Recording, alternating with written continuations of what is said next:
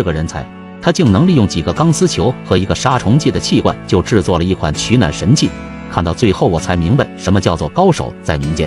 首先将钢丝球用剪刀剪开，然后再用剪刀裁剪一块长方形铁丝网，接着找一个废弃的杀虫剂的空气罐，并且用打磨机将表面的油漆打磨光滑。紧接着再利用尺子在气罐侧面画好一个长方形标记，画好之后再用切割机把这个长方形切割下来，达到这样子的效果即可。为了后期使用的时候不割伤手，需要用砂纸进行打磨。随后就可以把之前裁剪好的钢丝球放到里面，这个时候就可以把之前的铁丝网拿过来，裁剪出一小部分，这样刚好能够将这个长方形封堵起来。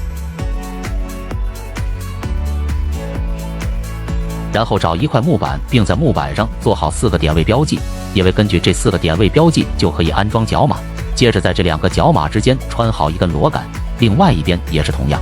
紧接着再打磨一个杀虫剂气罐，不过这个气罐的话，需要利用扩孔器在气罐周围打好密密麻麻几排孔洞。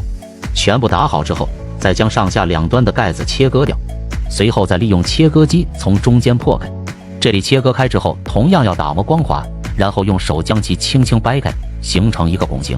接着把之前的加工好的气罐放到架子上固定好，同时往里面倒入酒精。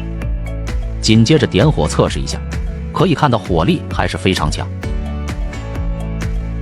随后把后面加工好的拱形铁皮盖到上面。到这里一个非常简单的取暖炉就制作完成了，不用电不用油，关键是酒精燃烧时产生了大量的热量，这样冬天在房间里有了这个取暖炉就非常的温暖舒适。